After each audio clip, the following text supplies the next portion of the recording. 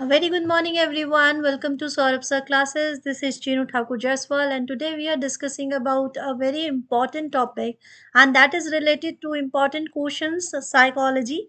Psychology is a very important subject if you are preparing for GET examinations, so that is also include. And if you are preparing for NET examinations, so psychology is very important subject for both of the paper. Okay, and this is very easy. Let me tell you once कि अगर आप prepare कर रहे हैं दोनों examinations के लिए तो you have to comparison to main important points that in GATE examination you didn't find any kind of language differentiation. I mean, if there is English language in questions, so there is no other option for the language. You will find only English language when you are preparing for GET examination. And if you are preparing for the NET examination psychology, in that examination you will definitely find the other language option like in Hindi. Okay, so there are two options only, Hindi and English. So in Hindi you can find out the questions. Okay, but if you are preparing for GET, then be ready for English explanation and English language as well. But in this examination I am trying to explain everything in the bilingual, so that you will feel easy, you will feel more confident about the concept. So let's start the classes. So today I'm going to tell you some important concept with the MCQs, right? I hope you have seen the syllabus because it is available on every site. So this is very easy to get the syllabus. So if you will find any kind of problem, then let me know. I'll definitely be there to help you out. Okay, ready? Examinations. Get psychology. Yeah. So guys, please comment whatever you find the uh, points or whatever like suggestion. If you have any suggestion for this session, of you if you feel any confusion of the question, so you can also comment in the comment section. Let's start the first question. The first question is, in a sampling design where every case is selected from a random starting point with the value k kept constant throughout is an example of dash. What is that? Convenient sampling, systematic sampling, stratified sampling, or the cluster sampling? Guys, what is psychology mainly? It is a study of brain. It is a study of method, how you react.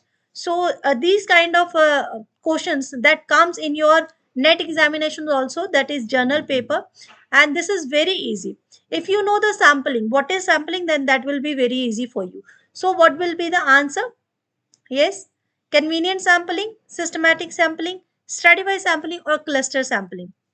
Yes, the answer will be systematic sampling. Now I tell you how. ठीक है, चलो समझते हैं थोड़ा सा.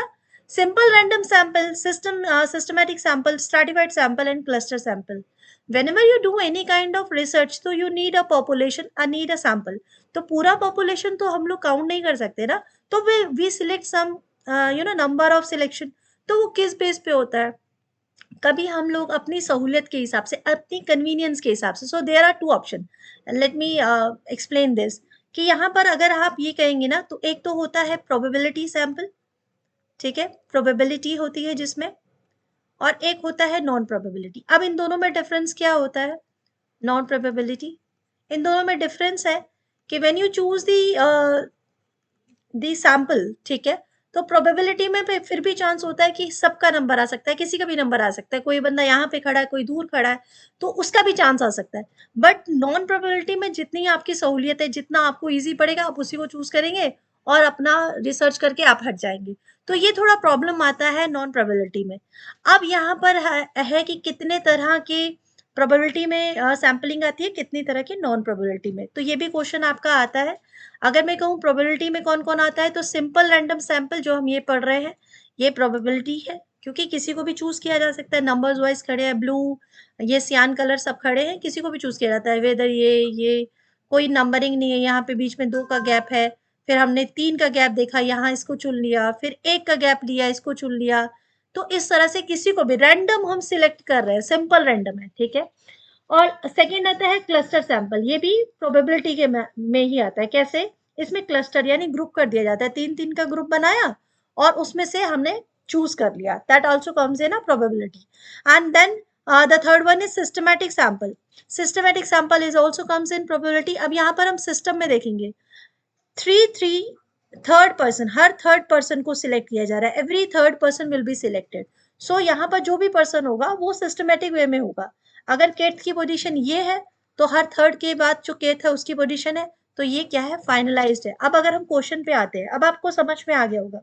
अब question में क्या बोला जा रहा है कि सैंपलिंग डिजाइन है, वहां पर केथ का सिलेक्शन जो है रैंडम स्टार्टिंग पॉइंट से लेकर के कैप्ट कांस्टेंट थ्रू आउट, ठीक है, कांस्टेंट है।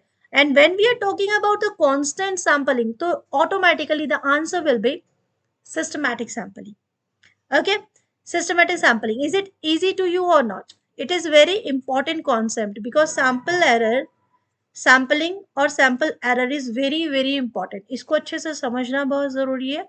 सो ये अच्छे से आप क्लियर कीजिएगा माइंड में, then you will give your answer. Okay, next question is, a researcher performs an experiment to learn if room temperature affects the amount of aggression displayed by college students under crowded condition in a stimulated prison environment. Question clear हुआ? एक मतलब एक ऐसा environment create किया गया where is वहां पर that is एक डुप्लीकेट, मतलब एक आर्टिफिशियल जेल का, प्रिजन का एक एटमोसफेयर क्रिएट किया गया है। अगर एक्सपेरिमेंट करना चाहता है रिसर्चर, वो देखना चाहता है कि जो क्राउड है और जो इन्वायरमेंट है, अगर मैं रूम के टेम्परेचर को बढ़ाता हूँ या घटाता हूँ तो एग्रेशन बच्चों का बढ़ेगा या घटेगा। मतलब उसमें तो स्टूडेंट का अमाउंट जो है बहुत ज्यादा, एक्सपेरिमेंट कर रहा है वो। तो क्राउडेड कंडीशन में जो एग्रेशन है स्टूडेंट्स का वो बढ़ता है घटता है, ये सब किस पे डिपेंड करेगा? इन चारों में से आपको ये बताना है।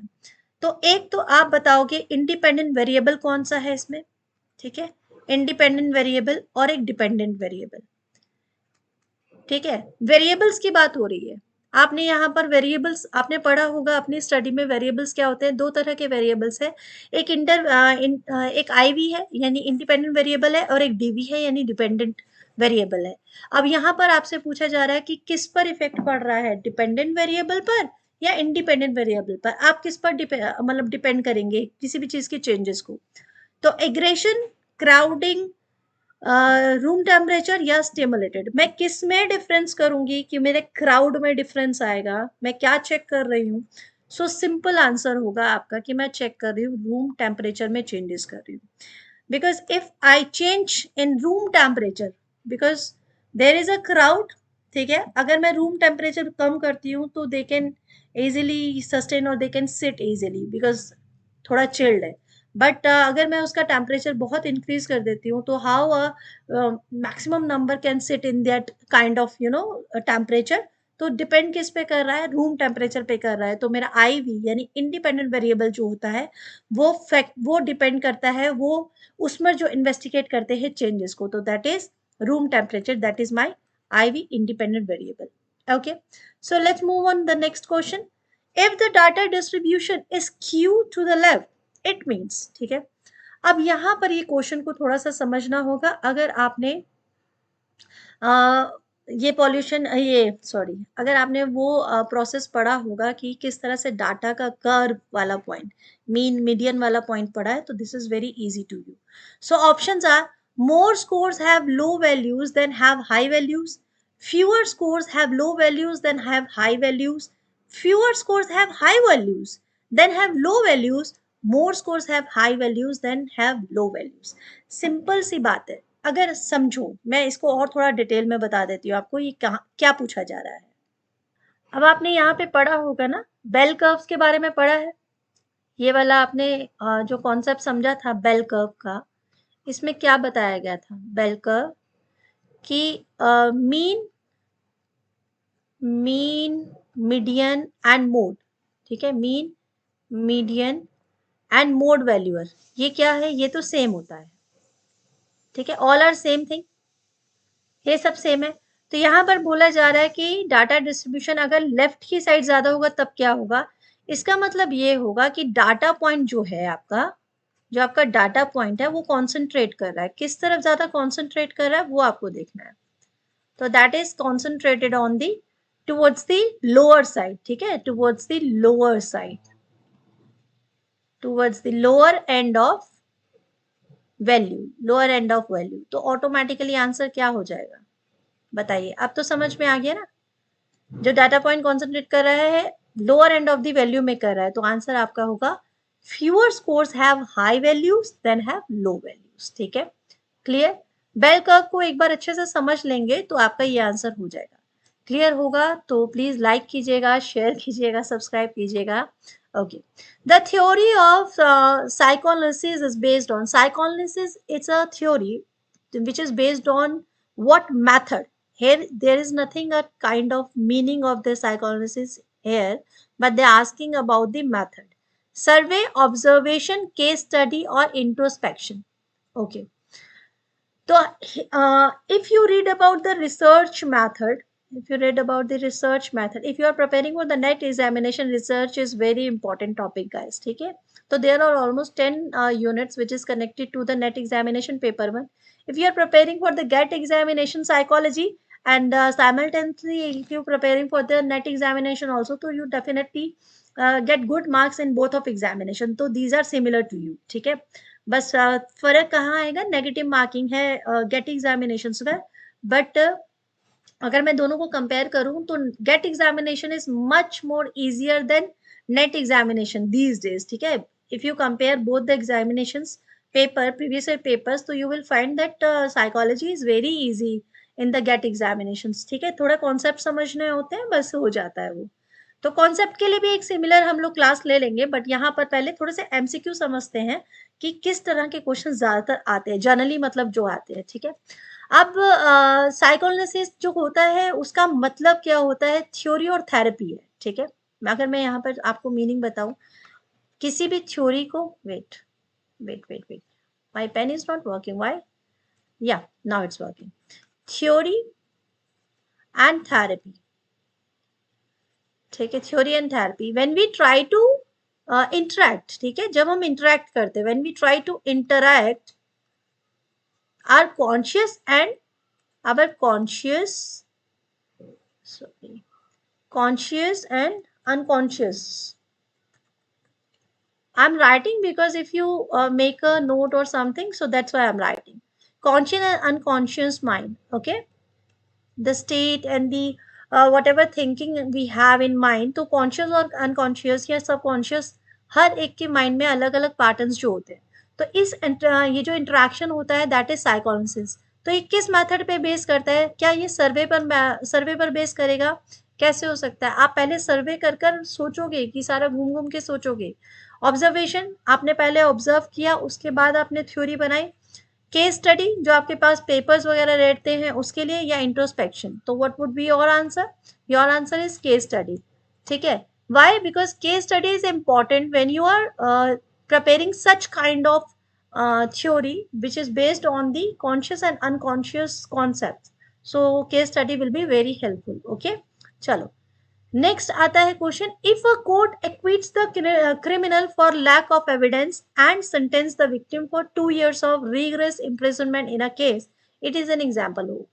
अगर कोई कोर्ट में किसी मतलब क्रिमिनल को एविडेंस के कमी होने की वजह से उसको 2 साल की एकदम कठिन इम्प्रिजनमेंट दे दिया जाता है, जेल दे दिया जाता है, तो what is the example of this, type 1 error, type 2 error, type 1 and type 2 error respectively, और type 2 and type 1 error respectively. ठीक है, एरर्स जो होता है वो इम्पॉर्टेंट है।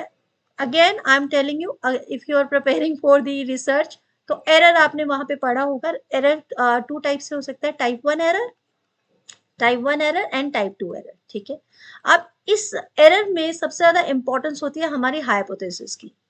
हाइपोथेसिस मतलब it's a rough statement when you thinking something, है ना, कि ऐसा हो सकता है, इसी वजह से ये हुआ होगा। When you make a rough statement कि व्हाट विल हैपन, तो उसके लिए आप एक हाइपोथेसिस क्रिएट करते हो, and in this hypothesis we are focusing on null hypothesis. ठीक है, नल हाइपोथेसिस लेकर हम लोग ज्यादातर चलते हैं। क्या होता है इसमें कि कोई भी रेशो है P और Q, कोई भी 2 वेरिएबल्स हम ले रहे हैं, उसका जो प्रोपोर्शनेट है अगर तो इक्वल है, तो ये नल हाइपोथेसिस बिल्कुल ठीक है, एकदम सही है, इसे एक्सेप्ट किया जा सकता है। बट अगर ये कम है और ये ज्यादा है, और ये कम है या ये ज्यादा है, तो इसको हम रिजेक्ट करते हैं। अब यहाँ पे प्रोसेस क्या आ जाता है, पूछना क्या मतलब कहाँ प्रॉब्लम हो जाती है कि कई बार हम नल हाइपोथेसिस सही होता है, बट उसे हम रिजेक्ट कर देते हैं तो यहाँ पर एरर आ जाता है। और कई बार नल हाइपोथेसिस गलत होता है लेकिन हम फिर भी उसे एक्सेप्ट कर लेते हैं, तो यहाँ टाइप 2 एरर आ जाता है। तो इस क्वेश्चन का आंसर क्या होगा? इस क्वेश्चन का आंसर होगा पहले टाइप 2 एंड फिर टाइप 1 एरर यहाँ पर हुआ है।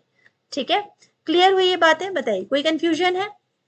ठीक है, एरर को और थोड़ा अच्छे से समझना होगा। ये सारी चीजें, ये जो कॉन्सेप्ट है ना, मैं आपके साथ आज एमसीक्यू जो डिस्कस कर रही हूँ, कोशिश तो ये कर रही हूँ कि मैं हर कॉन्सेप्ट को यहाँ छोटे छोटे टाइप में समझा दूँ आपको, but it needs time. You have to devote your time when you are reading about a psychology, and these concepts are related to your mind basically. Okay, chalo. Next question is, in the Darwinian sense, refer to the ability of an organism to survive and produce a large number of fertile offspring. A. Selection, intersexual competition, evolution और fitness. अच्छा, Darwinism जो होता है, what is this Darwinism? Have you read about earlier ना? Darwinism evolution of humans जो हुए थे उसके बारे में उन्होंने काफी ज्यादा डिटेल में बताया इस कॉन्सेप्ट में. So okay, just a second, एक मिनट. There is some confusion in a numbering. Okay, fine, now it's okay, no? Yes. So the answer: selection, intersexual competition, evolution or fitness. What would be the what would be your answer? Is this totally depends on the fitness. Why? Yes, tell me why. You answered fitness, but how and why? Because let's see some important concept which is related to this. Fitness means, it doesn't mean only a physical fitness. He is telling about the fitness where the reproductive success within a specific environment. Okay. And now if we talk about the next, an organism with higher fitness has a greater chance of passing its genes to the next generation compared to others in the population. It was stated in the Darwinian evolution theory that fitness means fitness is all around. ठीक है. Selection is the process by which individuals with higher fitness are more likely to survive and reproduce, leading to change in the population over generation. And evolution is the gradual change, okay, in the inherited characteristics of the population over time. And fitness plays a crucial role in driving this change. So all change are depend on the fitness of a person, fitness of an environment, everything. So the answer will be fitness. Okay, is it clear, everyone? Evolution, selection, intersexual competition. This thing you easily understand what is this. Okay. Chalo, next question is, which theory states that people try to regulate their emotions to minimize the distress caused by the situation? Situation यानी परिस्थिति में अगर कोई ऐसा मतलब distress हो जाता है तो लोग किस तरह से अपने इमोशंस को मिनिमाइज कर सकते हैं, अपने डिस्ट्रेस जो सिचुएशन की वजह से जो थोड़ा सा टेंशन हो गया उसे कैसे कम कर सकते हैं, कैसे उसको मेंटेन कर सकते हैं, इनमें से किस तरह से उसको कंट्रोल कर सकते हैं. प्रॉब्लम फोकस करके यानी problem focused कॉपिंग, journal adaptation syndrome, उनके पास जर्नल अडेप्शन हो कि वो किसी भी प्रॉब्लम में हंसते बोलते रहे. कॉग्निटिव अप्रेजल, क्या वो माइंड से अपने आप को थोड़ा सा डेवलप करके अपने माइंड में उन्होंने इस तरह से परिस्थितियों को जो है मेंटेन करने के लिए पहले से अपने आप को प्रिपेयर किया हुआ है. या इमोशन फोकस्ड कॉपी. ठीक है, now let's discuss this concept in a detail manner.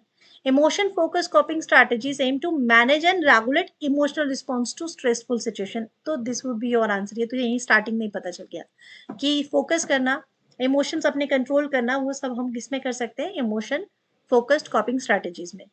Problem focused, अब मैं यहाँ पर देखूँ ना, इमोशन फोकस्ड की बात करूँ तो ऑलरेडी इसमें 3 इंपॉर्टेंट कीज आती हैं.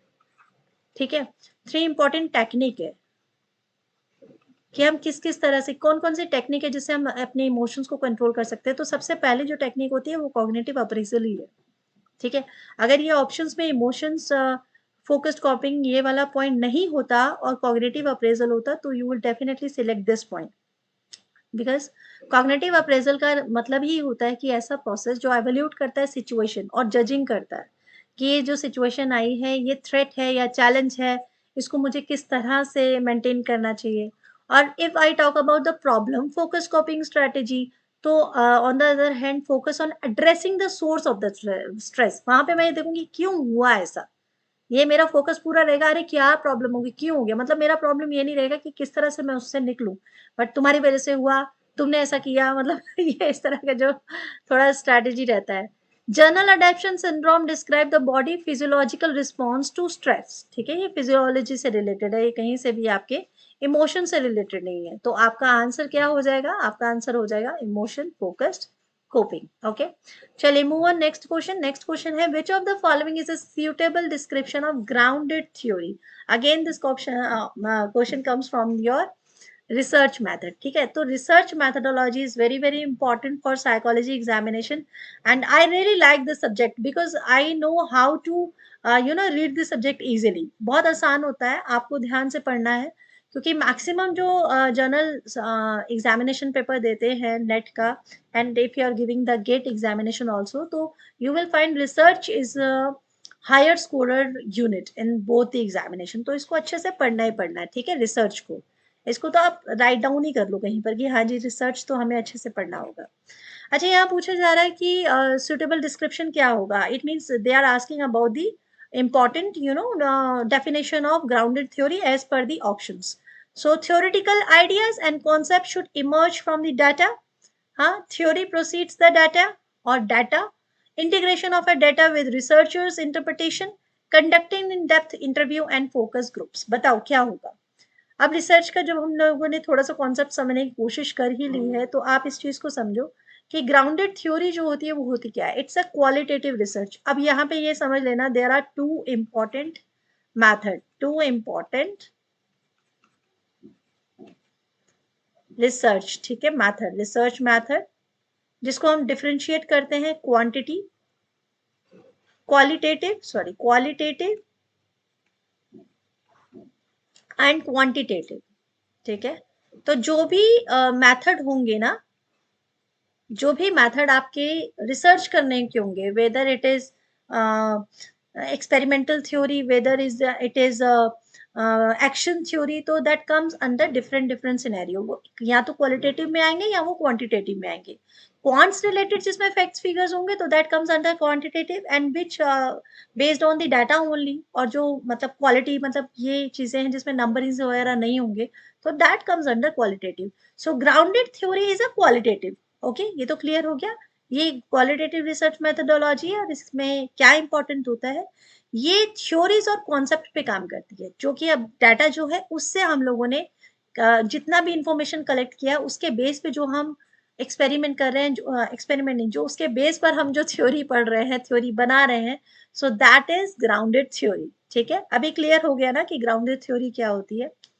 बहुत ही मजेदार सब्जेक्ट है ये रिसर्च, ठीक है, इसको बहुत अच्छे से कीजिएगा, और अगर नहीं होगा तो प्लीज कमेंट सेक्शन में बताइएगा, हम इस पर भी एक क्लास जरूर करेंगे। इंटरेस्टिंग वे में क्लासेस होना बहुत जरूरी है, नहीं तो नॉलेज उस हिसाब से लेनी चाहिए जिससे नॉलेज सीधा दिमाग में आए, ठीक है। Which of the following is a binocular Q for depth perception. अब यहाँ पे हम एक बच्चे की तरह समझे अगर, तो देखो ये पिक्चर आप लोगों ने बचपन में कई बार देखा होगा, बड़े होकर देखा होगा, आई सेट चेक कराई होगी, तो डॉक्टर साहब बैठते हैं ऐसे करके कहते हैं पेन से ऐसे ऐसे करो, क्यों कहते हैं, कहते हैं ना, वो बायनोकुलर क्यूज होता है। तो इसमें दो इम्पॉर्टेंट हम लोगों को पढ़ना है जो हमारे ज्यादातर क्वेश्चंस में आता है। एक तो हमें पढ़ना है रेटिनल, ठीक है, डिस्पैरिटी, और एक हमने पढ़ना है कन्वर्जेंस, ये ज्यादातर हमारे क्वेश्चंस में आता है। कन्वर्जेंस होता है degree to which eye face inward, ठीक है, हम इस तरह से बिल्कुल ऐसे दो आंखें एकदम ऐसे हो जाती है ना, तो वो degree to which face inward. And retinal difference between the two images, when there are two images you are seeing both the images in the same eyes, so this is retinal। ठीक है, clear हुई ये बातें। अब यहाँ वापस अगर हम क्वेश्चन पर आते हैं, क्वेश्चन पूछा गया है which of the following is binocular Q for depth perception, तो डेप्थ परसेप्शन आपका ऑटोमेटिकली आंसर हो जाएगा कन्वर्जेंस। ठीक है, क्लियर हुआ। मोशन पैरालेक्स, टेक्सचर ग्रेडियंट और लीनर लाइनियर परसेप्शन, ये तीनों बहुत इंपॉर्टेंट है, इसलिए मैंने इसके भी नोट्स आपको यहाँ पर दे दिए हैं। क्यों इंपॉर्टेंट है, क्योंकि इस बार ये क्वेश्चन आया तो हो सकता है नेक्स्ट टाइम में दूसरा पूछ लिया जाए। तो मोशन पैरालेक्स जो होता है वो क्या है, where closer object appear to move faster than farther objects when you move your head, आप अपना सिर हिलाते हैं तो जो पास में चीजें वो जल्दी से पास से दिखाई देती है। Texture gradient this refs to one eye observation, जब मैं एक आंख से ऑब्जर्वेशन करती हूँ that is texture gradient. And linear perspective क्या हो गया, मोनोक्लियर हो गया, जब मेरे को एकदम कन्वर्जेंस डिस्टेंस पे दिखाई देता है, मोनोक्लियर हो गया। कन्वर्जेंस आपका बायनोकुलर क्यों हो गया, ठीक है ना, वो तो हमने पढ़ ही लिया कि जब आप रेफर्स करते हैं inward turning of the eyes to focus on nearby object, ऐसे करके, ऐसे ऐसे ऐसे, तो दैट कम्स इन कन्वर्जेंस। ठीक है, क्लियर हुआ? चलिए, so this is the next question. Next question, अच्छा this is your next question. तो हम यहाँ पर ये सेट वन को फिनिश कर रहे हैं and will come soon with the part two section. ठीक है, ये पार्ट वन सेट था और जल्दी मिलेंगे आपके साथ कुछ और इम्पोर्टेंट थ्योरी और कुछ और इम्पोर्टेंट क्वेश्चंस करने के साथ साथ। आई होप कि आपको सेशन पसंद आया हो। अगर सेशन पसंद आए तो प्लीज लाइक कीजिएगा, शेयर कीजिएगा, कमेंट कीजिएगा, बिकॉज कमेंट से ही पता चलता है कि हम लोगों को कहाँ पर और तैयारी करनी है। No one is perfect, neither you neither I am. So कहीं पर जो भी कमी पेशी रहती है वो आप मुझे बताइए और आपकी कमियों को मैं ठीक करने की कोशिश करूंगी। ठीक है, चलिए, thank you so much, bye bye and take care. Will meet soon with the next important session. Bye bye.